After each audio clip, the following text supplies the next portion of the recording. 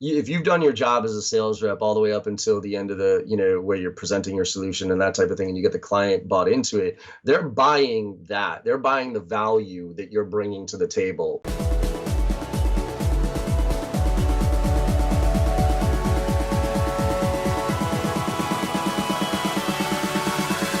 Hello Sales Nation, and welcome to today's episode of the Salesman Podcast. On today's show we have the legend that is, and I enjoy these conversations with him, John Barrows. And on this episode we're diving into how we can break through that objection that we've all had of, I just don't have the budget. What that means, whether it's our responsibility, whether it's their responsibility, the mindset and the weird money things that we've all got going in our head that all affect this. We cover it all, and there's a lot of value in this episode. I'm certain of that for you guys, Sales Nation. You can find out more about John over at jbarrows.com. Everything that we talk about is linked to in the show notes of this episode over at salesmanpodcast.com. And with all that said, let's jump in to today's show. Hi, John, and welcome back to the Salesman Podcast. Hey, Will, thanks for having me. I appreciate it, man. I'm glad to have you on, sir. I'm glad to dive. Just before we click record, I said this, and I'll say it again, we're going to talk about breaking through budget objections, but I'm confident by the end of the show we'll be talking about something completely different, but still as useful and valuable for the audience. So I appreciate that as a guest from your side, John, that we go into these conversations knowing that it's going to be an interesting one. And with that, I want to tee up the conversation with this story, this tale, this experience that a lot of us have probably had. It seems like somewhat of an amateurish position to be in, and hopefully we can explain and reverse engineer why that is at the end of the show. But we go in, we've pitched a potential customer. We know that our product or service is perfect for them. We're going to save them a load of time or money. We're going to make them look good internally. And then we get this dreaded response back of, well, sounds fantastic, but we just don't have the cash. When we get that response, should we take it as that is the truth, that is the reality, or do we need to dive further into it at that point? Yeah, I mean, I wrote about this recently, and the title of the post was "The Budget Objection is Crap," because, I think we got to dissect, like you said, kind of figure out how we got to that point in the first place.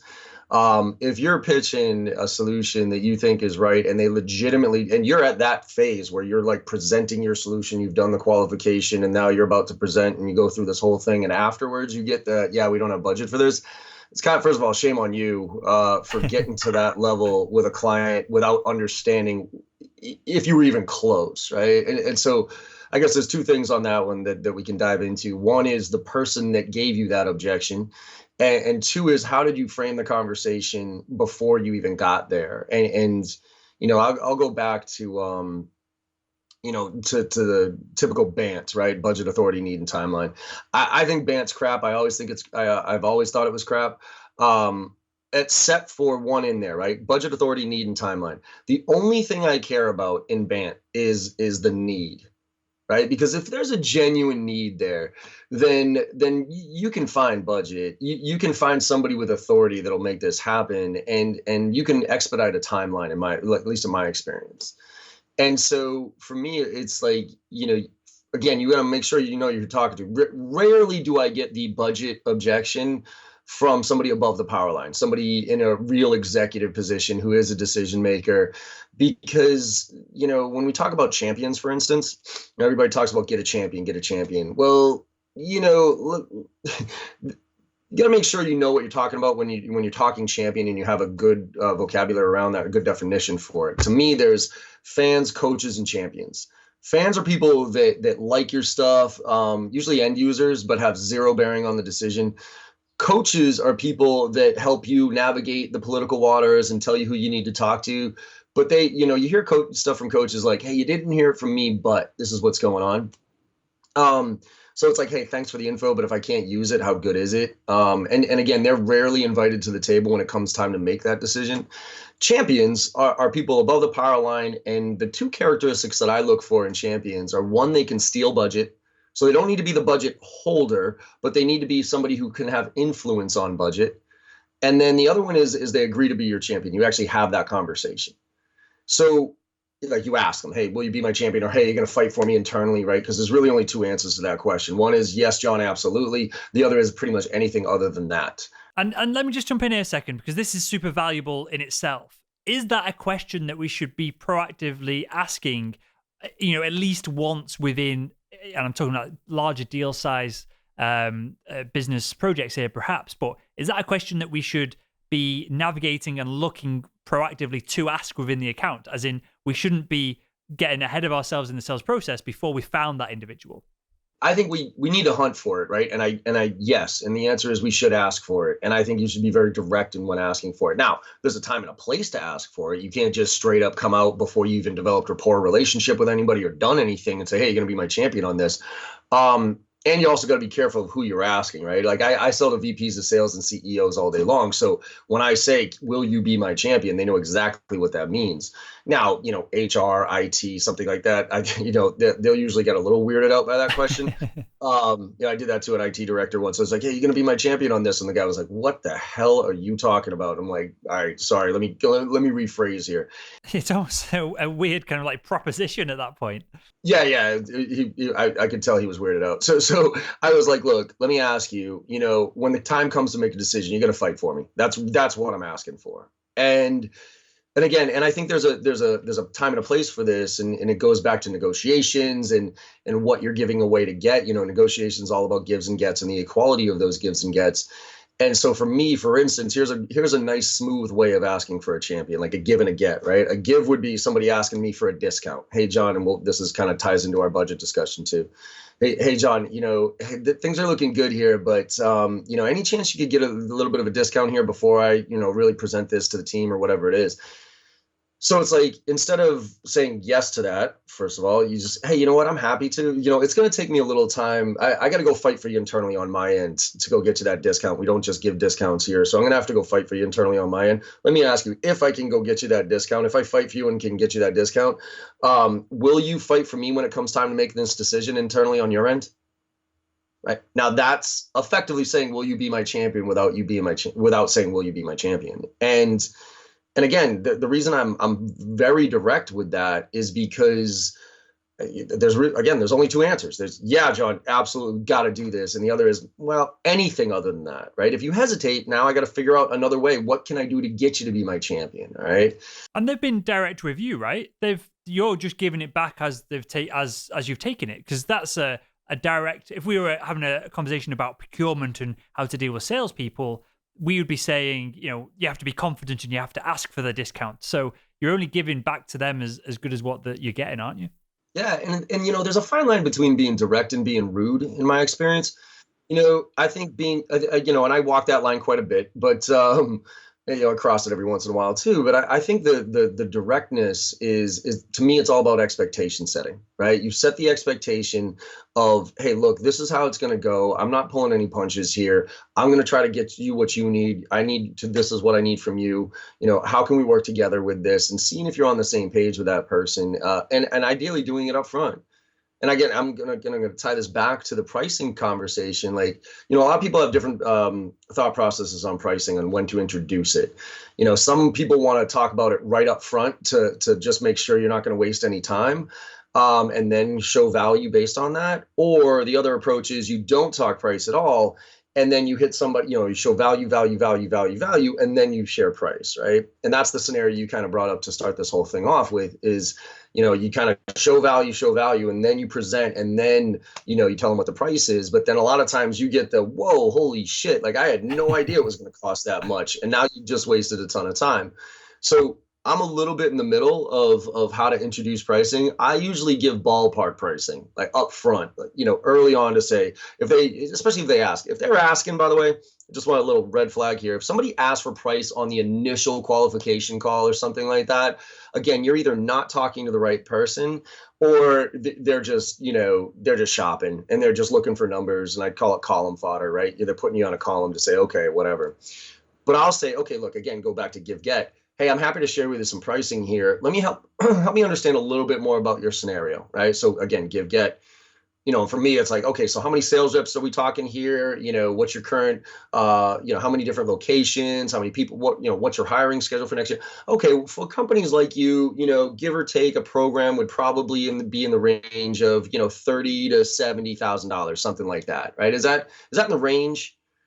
And yeah, because I do want to, and I'm going to give you a huge range here, because I'm going to give you that low end of the range. If you have a heart attack on that low end of the range, then it's literally not worth us having this conversation. But as long as we're in the middle, like we're okay there, then I was like, look, I can give you much more detailed pricing when we get to the details of really what you need and those type of things.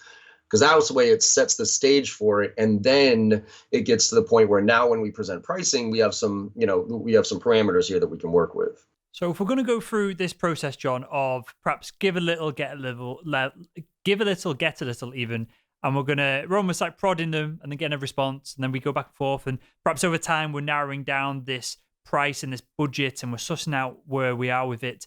At what point, or do we even say this is the set price? Because what I want to get out of here is, especially for these more project-led deals versus this individual product. So for me, medical devices, it would be, hey, we want to rebuild these theaters and have all your gear in it and have you kind of do a turnkey solution for us, versus this camera stack used in endoscopy in theaters is 50 grand kind of thing. I think there's a different approach to both of them, but going for like the more project side of things, if we say it's going to be within these ranges and we pre-frame it, we're also limiting ourselves to that range, aren't we? And obviously, as we narrow down, so should that range be ridiculous, or should we? What I'm getting at is, and clearly your business acumen, your experience, and everything else falls into this as well. You've got to make a guesstimate of what you think they've got. Is there a process to put that in place other than just relying on experience and our gut instincts?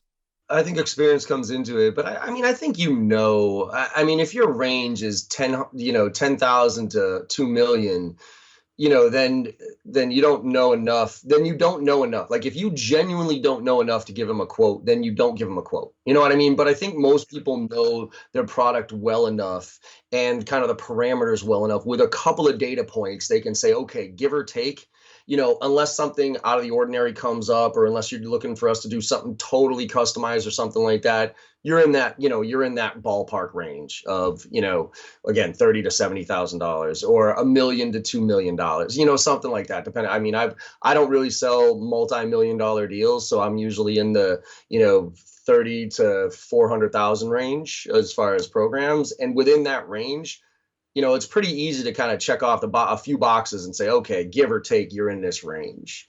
So I do think that again, and I'll say, unless you're selling something that's super complex and you have to customize every single thing for that client, you should be able to give them a ballpark. Again, just to get the reaction. A lot of things that I do in sales is really to kind of see what your reaction is to whatever I'm saying, because if you react in a positive or negative way, then I kind of can dictate where that conversation goes.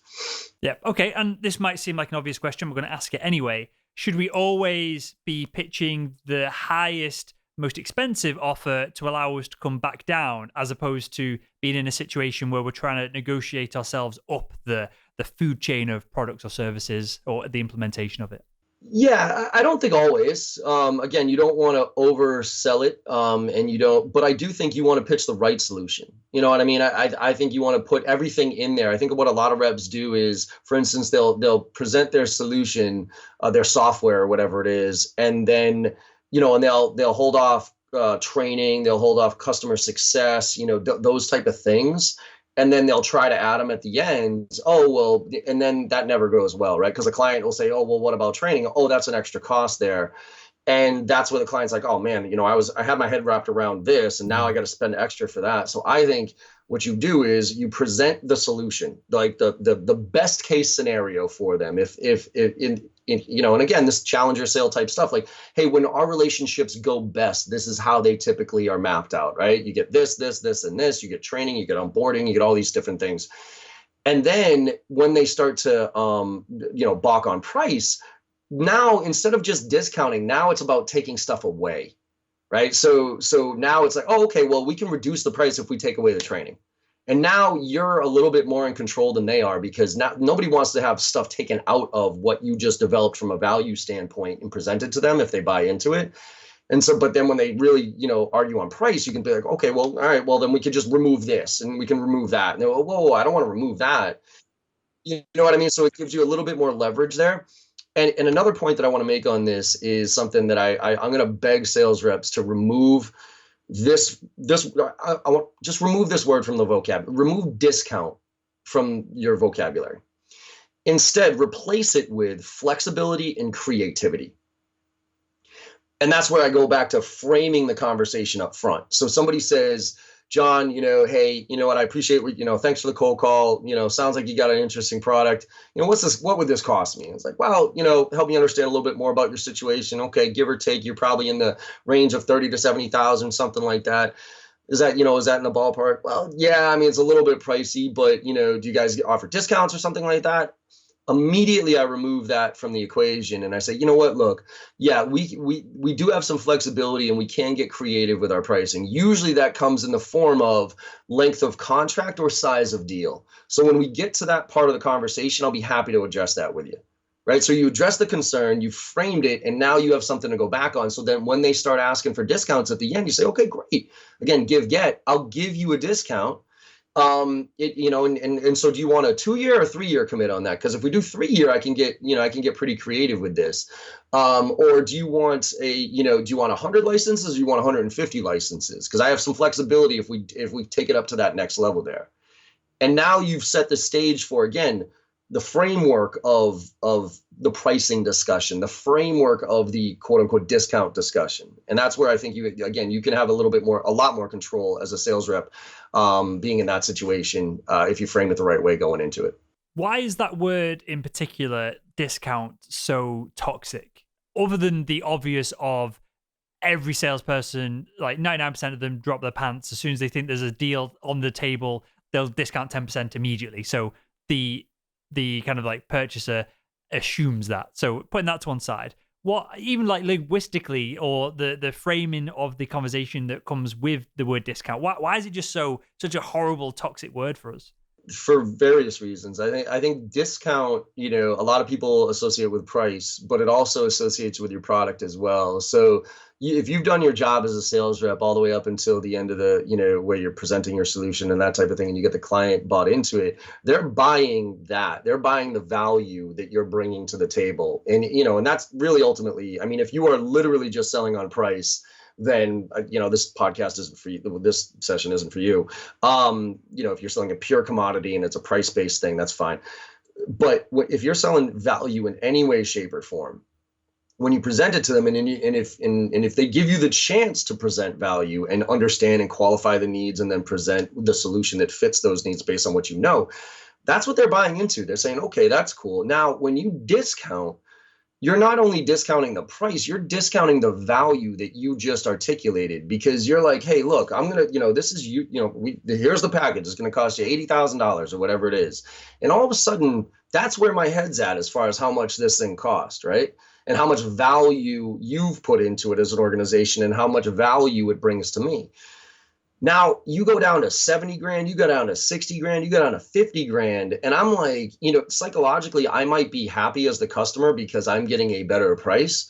But in the back of my head, subconsciously, all of a sudden your value is going further and further and further down.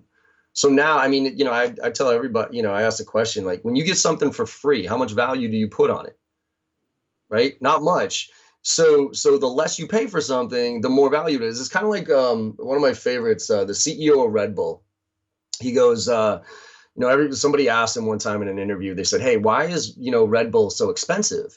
He's like, it's actually less ounces than like a Coke or something like that gets sold for 50 cents. And you're selling Red Bull for like $2.50, $3. And he goes, well, his answer was brilliant. He goes, well, then how else would you know it was a premium product?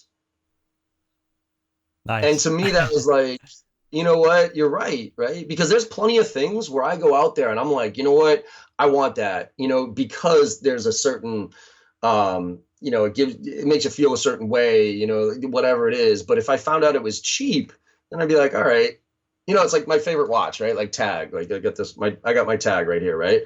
When I was young, I used to buy cheap watches that looked like Tags, but they weren't Tags. And, and I'd be like, all right, but it looked almost exactly like this, but I spent $75 for it. You know what I mean? Or $50 for it on the, on the streets of New York City or something like that. And, when I smashed that watch, I got it. It looked nice. But when I didn't care about it, whatever, if I lost it, who cared? I didn't take much care of it. when I stepped up and was able to afford certain things, and then I wanted a tag, and so I went to a legit jewelry store, and I didn't talk about price. I knew what I wanted, and I knew it was something that cost a certain amount of money. So I'm like, all right, cool, let's do that. So I think it's a lot of perception versus reality. As far as what you're selling. But there's a huge psychological component to discounting, because if you discount, you're not only discounting the price, you're also discounting the value that you're bringing to the table for them. How much of our own insecurities, either about money or the psychology of money and things of that nature, is wrapped up in all of this? And what I mean by that is, when we go into a conversation, how does it affect us if we think our product is expensive? What's happening as we're communicating with the person in front of us? Because clearly we might not be verbally communicating that, but the message might go across in other methods, right? No, that's a great question. I think it cracks me up. Pricing's always, sales reps, it's especially for younger, less experienced sales reps. And I went through this quite a bit, even recently. I mean, I'm 41 years old now. I still have to get comfortable with pricing sometimes, because you kind of know the situation. Like, I was a VP of sales, right, for a startup, and we had no money, we had no funding, nothing. And so when I would look for sales training, no joke, like, I'd have a sales trainer come in and pitch me on something, and then he'd tell me, okay, John, this is gonna, you need each one of your sales reps has to be certified. That's going to be $2,500 each person. And then we're going to have to do a day or 2 day session. That's going to be like 10, 20 grand or something like that. And I would literally just laugh the guy out of my office. I'd be like, yeah, dude, I got $5,000 for the year for training at this point. So thanks for coming in.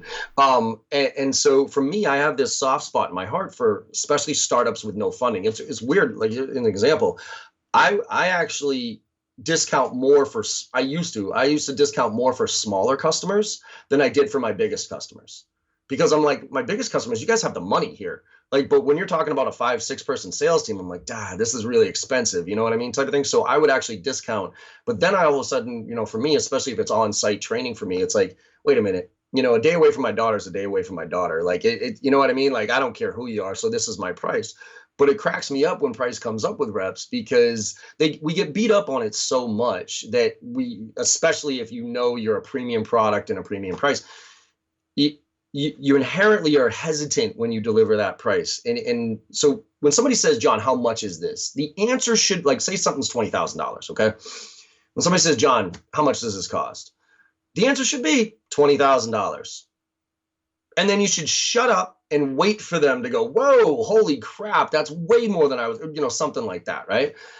But instead, most sales reps, when asked how much it is, it's never 20 grand. It's always, well, it's 20,000, but it really depends on, if you're, or now, mind you, I might have been out there talking to your competitors here in 30 grand, 40 grand, 50 grand, and I heard 20 grand from you, and I was like, damn, that's actually pretty inexpensive.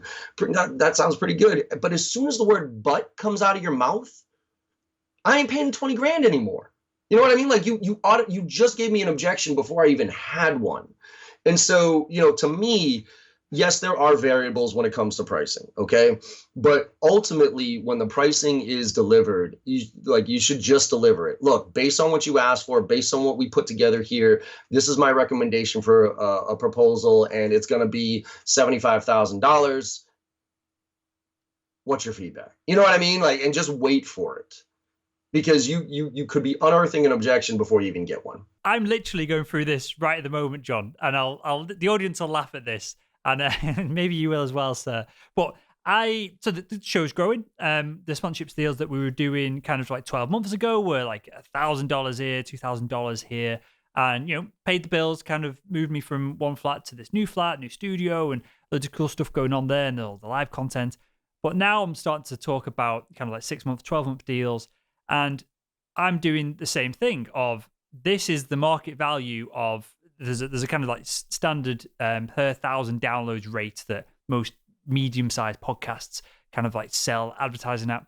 And I'm pitching people on this, and it's becoming kind of like 6 figures now as the show grows in the audience for 6 months, 12 months.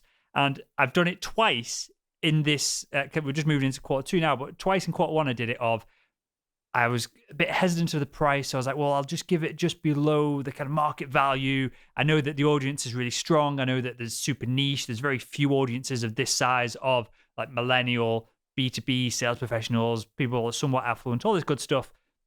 like when you look at it away from what I'm trying to do with helping salespeople, when you look at the demographic and the business side of things, I know it's a great audience to have, and the audience really responsive and all this good stuff.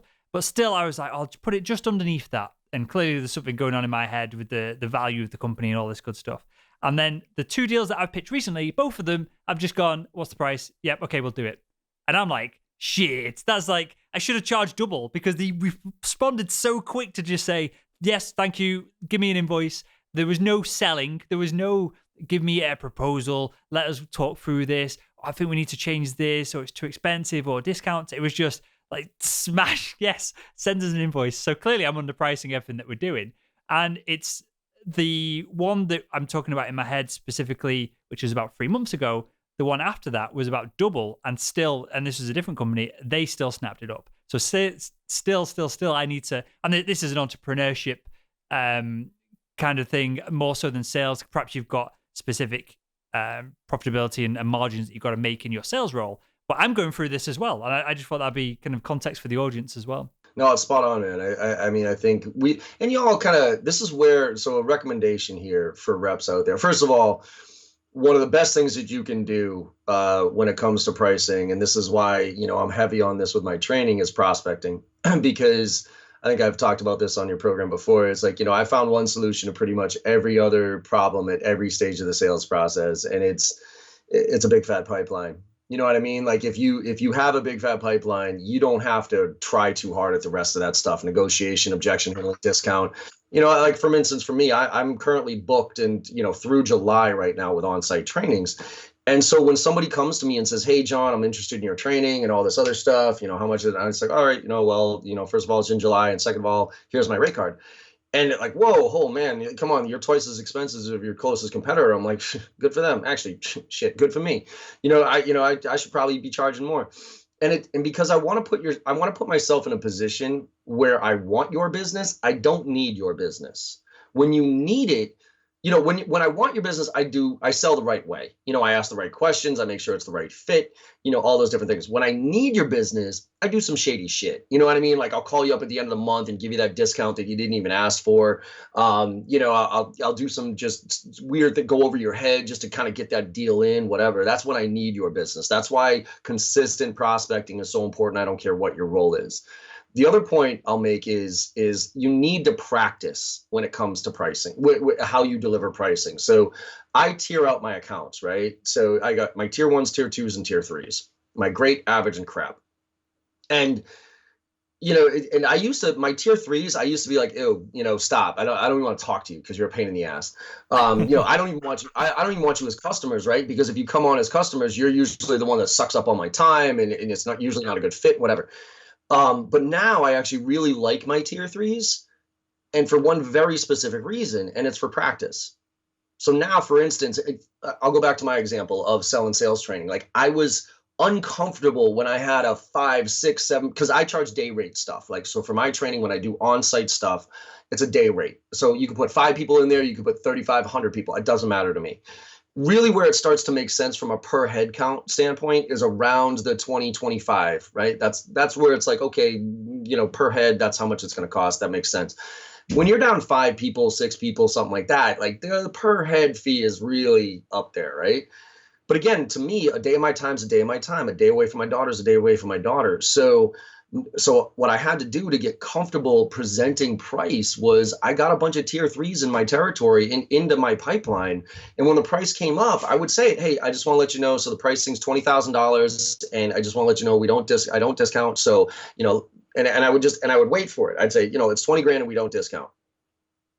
And I'd wait. And half the time I'd get, holy shit, John, that is way more expensive than I was expecting. And I'd say, okay, you're probably not a good customer for me anyways, if that's the case. And the other half the time I'd get, all right, well, I had to ask.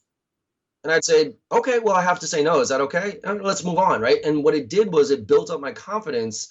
So then all of a sudden I went after my tier 2s. And then let me ask this, John, just on that. Yeah. How many people, and clearly you won't know the numbers off the top of your head, and clearly there's an anecdotal kind of element to this, but were there anyone that just went, okay, that's fine, and you thought that they were not suited and not a great customer, but by the very nature of you just being confident with your pricing, they got on board with your message? Yep, absolutely. There's more than a few people that were like, well, okay. You know what I mean? Because, again, reputation, confidence, and all those different things. I mean, I have a few things going for me now right now with my personal brand that a lot of sales reps don't have. But, if you have a good brand out there in the marketplace, you've done your job from a social sales standpoint, put yourself positioned there and and use confidence when delivering, man. I got 12 guidelines to success. You can Google them if you want. It's my 12 guiding principles. And one of them is confidence overcomes most shortcomings except for an ego. If you have an ego, there's not much I can do for you, right? But if you have confidence, you can pretty much get to wherever you want to go. And but there's a fine line. It's the same thing there's a fine line between being direct and being rude. Big difference, right? The same thing with ego and confidence. There's a fine line between ego and confidence, but a huge difference. You gravitate towards confidence, you run away from ego. And so I think that confidence, and that's why you have to practice pricing. That's why you have to practice. That's why you have to go look at your customer base and say, who's paying? There are people out there, there are customers that are paying close to rate card for you, and they're getting a lot of value out of your organization. And so why is that? I'll give you one more example here. LinkedIn was having a hard time. I was training them a while back. And, LinkedIn's number one competitor is LinkedIn, right? I mean, it's like, you said, like, why would I pay for LinkedIn when I get 80% of it for free? And that's an objection they get every single day. And these reps just beat their head up against the wall. And it's like, and I was sitting there as I was training them because they were like, yeah, that's the one we're having the hardest time with. I said, all right, cool. Let me ask you, how many people are paying how many companies are paying for LinkedIn? Like spent the money for sales, navigate, all this other stuff. And they're like, give or take 30,000. I go, so there's your answer. Well, why should I pay for LinkedIn? I don't know. Why do 30,000 other customers pay for LinkedIn? You know what I mean? And that's immediate. Like there's, they ain't stupid. They're paying money for it. They're getting value out of it. And what it does is it kind of pushes it right back on them to say, you know what? I don't know. What do you think? And to me, that confidence and how you present and the confidence you have in your solution is half the battle, man. So that's why I say you got to practice it, and you do have to. Hey, your company didn't come up with your pricing by just throwing shit up on a wall. You know what I mean? Like, okay, like let's see what we should price this at and see how it flies. Like there's profitability in there, there's R&D in there, there's customer support, and you know what I mean? There's all these things in that pricing that make up why it got to that point. And so understand that, you know what I mean? And be able to articulate that. Everybody knows that there's pieces in there. And then one last thing when it comes to pricing, as far as confidence is concerned, and we can dive into this, which is, I think everybody should have a walkaway line, which is there's a certain point where you won't go below. And what that does is that makes negotiations very objective. Because too many people get very emotionally invested in negotiations, right? We all have a line in our head where we're given and this is where I go back to gives and gets, right? We give and give and give and give and give, and then we're giving because we want that business. But the problem is that there's a point where whether we recognize it or not subconsciously, there's a line that once it goes past that line, we start getting ornery. We're like, okay, this isn't fair anymore. So now I'm a little bit shorter with the client. I don't respond as quickly to them, those type of things. And then it just unravels. But if you walk in with a walkaway line and say, okay, look, if it goes below this line, it just doesn't make any sense for us to do business together. And that's where, to me, that's my favorite close. If you talk about closes, it's called the walkaway close. It's kind of like, I use this example. Like, I'm a degenerate gambler. Okay, I suck at it. But blackjack, right? So, by the way, here's my new business cards just to prove it. Check those out. These things are awesome.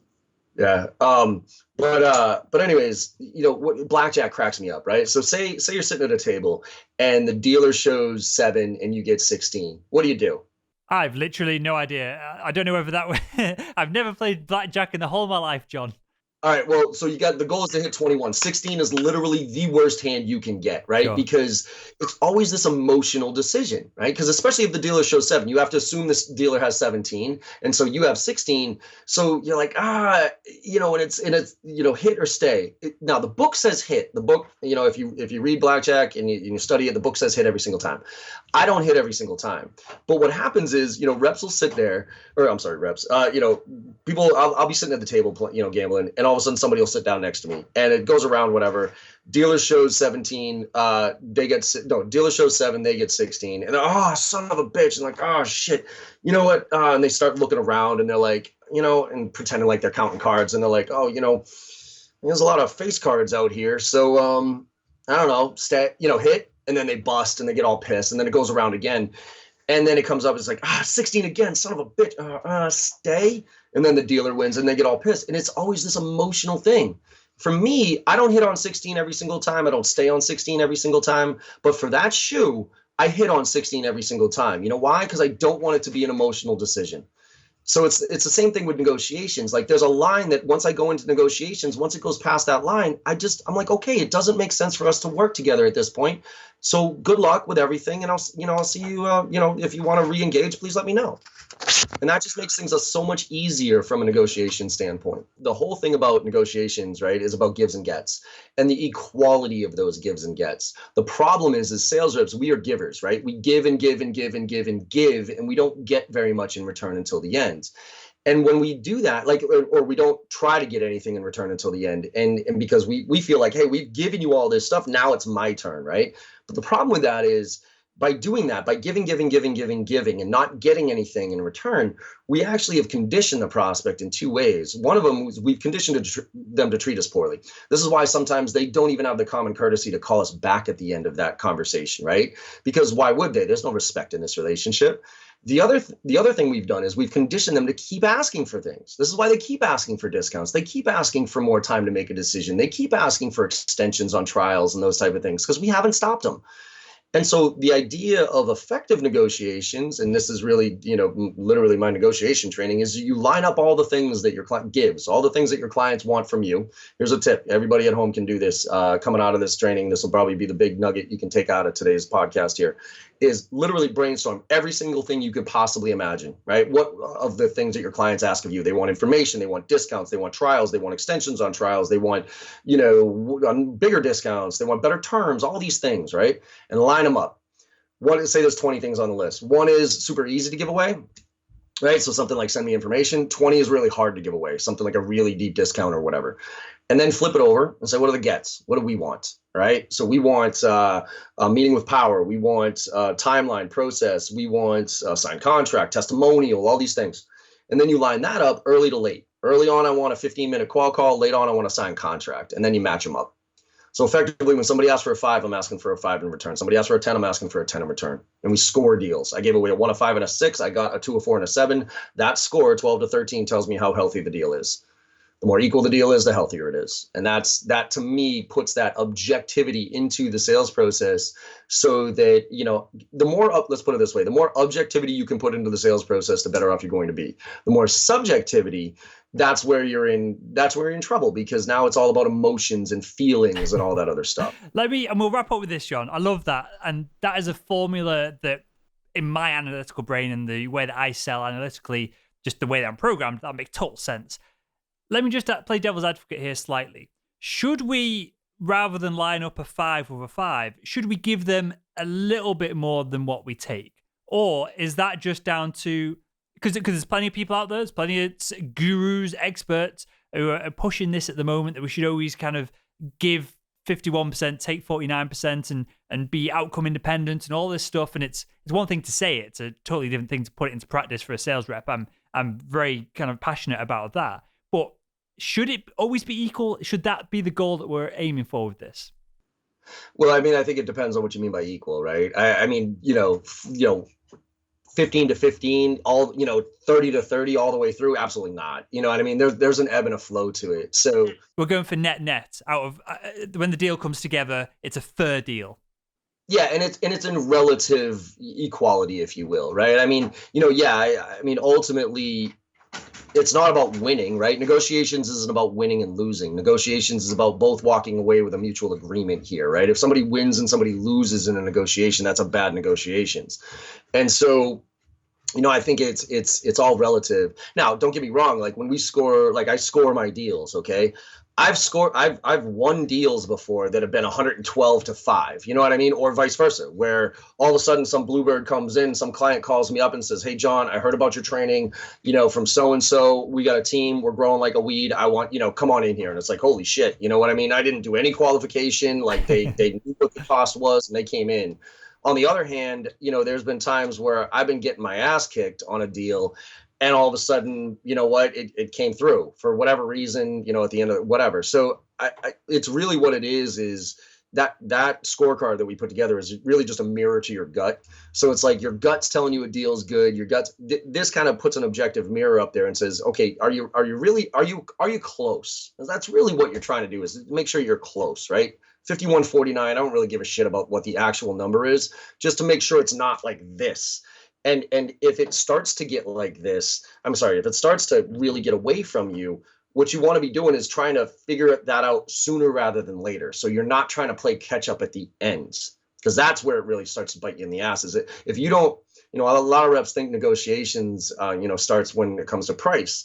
I'm telling you right now, if you think negotiation starts with price, I guarantee you're using discounts to close your deals. Negotiation literally starts from the minute somebody says, "Send me information." And there's actually, a psychology component to this. There's, have you ever read the book? And I think I recommended this last time. But you ever read the book Influence by Robert Cialdini? Yep. Okay. So in there, he talks about the rule of reciprocity, right? That it's actually a human condition where as human beings, we're all bound, even driven to repay debts. Right? So when somebody asks you for something, there's a fleeting moment that you actually feel obligated to give them something in return.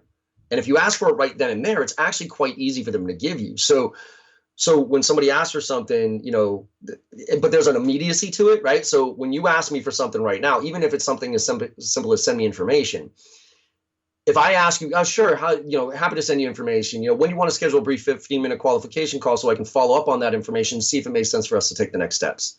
Right? "Hey, next week." When next week? You got your calendar in front of you, type of thing. It's so much easier to get it right then and there than it is to get it next week, right? Because usually send me information is something like, "Send me information. When do you want to follow up?" "Next week." "Fantastic." And then touch base, check in all week next week, right? It's the same, like move. Like, here's another example. Say, have you ever had somebody ask you, or have you ever asked somebody to help them move? Right? One of the worst things I think you could ever ask anybody to do, in my opinion, right, is ask them to move. Because it's always in the dead of summer or the dead of winter in some triple-decker piece of shit apartment or whatever. And you break your back, spiral staircase, whatever. And so say you go help your friend out and you help them move in, you break your back, all that. And then like a month later, you got to paint your apartment, right?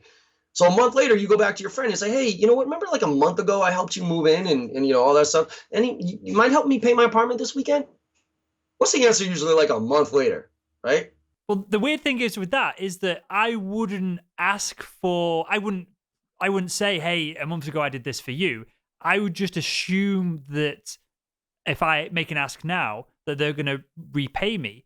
But it's very likely that they've forgotten that you've helped, not literally forgotten, but the moment has passed that they feel like they want to give back to you. And so they go, "Well, I'm busy that weekend." And then the cycle kind of starts again and it's just stop-start. Exactly. You don't say like, "Hey, remember I did this," but you, to your point, you assume, right? That's what a lot of sales reps assume. "Hey, I did all this shit for you. I did an ROI analysis for you. I wrote a presentation for you. I gave you 15 versions of this proposal. I gave you a trial. I gave you 15 extensions of the fucking trial.